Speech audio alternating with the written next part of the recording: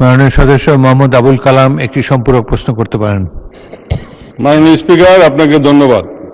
আমি মন্ত্রী মহোদয়ের নিকট আমার সম্পূরক প্রশ্নটি হলো, আমরা বর্তমানে ইরিগেশন বা ফসলাদিতে ডিপ টিউবওয়েলের মাধ্যমে বিদ্যুৎ অথবা ডিজেলের মাধ্যমে পানি সরবরাহ করে থাকি।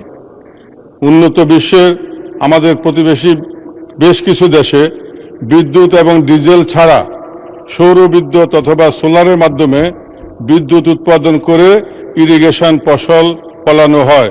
তাতে আমাদের বিদ্যুৎ এবং ডিজেলের সাশ্রয় হয় এবং এতে একটা ডিপ টিউবওয়েল পরিচালনা চালাতে বা এটার উপরে যে সৌর বিদ্যুৎ ব্যাটারি সহ চালিত হয় তার দাম পড়ে 6 থেকে 7 লক্ষ টাকা।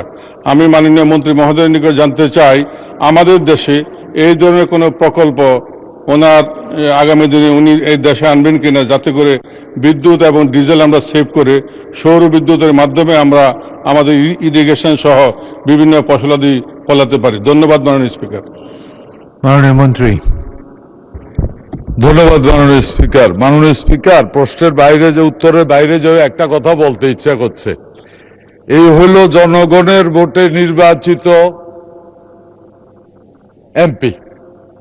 জনগণের ভোটে যখন নির্বাচিত হয়েছে, জনগণের সুখ দুঃখের কথা এই যে বলতেছে, প্রত্যেকটা প্রশ্নের ভিতরে দেখেন জনস্বার্থ নিয়ে কথা। জনপ্রতিনিধি নির্বাচিত হইলে এই হলো জনগণের লাভ। বহু বছর ধরে জনগণের নির্বাচিত ছিল না বলে এই প্রশ্নগুলি আসে না। মাননীয় স্পিকার, আজকের এই প্রশ্নকর্তা জনাব এমপি জনাব আবুল কালাম সাহেবকে অন্তরের অন্তঃস্থল থেকে ধন্যবাদ জানাচ্ছি এই প্রশ্নটি করার জন্য। সত্যি এটা একটা প্রবলেম।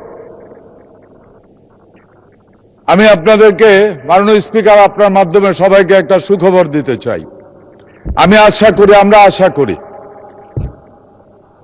মাননীয় প্রধানমন্ত্রীর নির্দেশ অনুযায়ী আমরা এরই মধ্যে পরিকল্পনা নিয়েছি, সারা বাংলাদেশে যত শ্যালো এবং ডিপ টিউবওয়েল আছে এগুলিকে পর্যায়ক্রমে সোলারের আওতায় নিয়ে আসা হবে খুব কম সময়ের মধ্যে।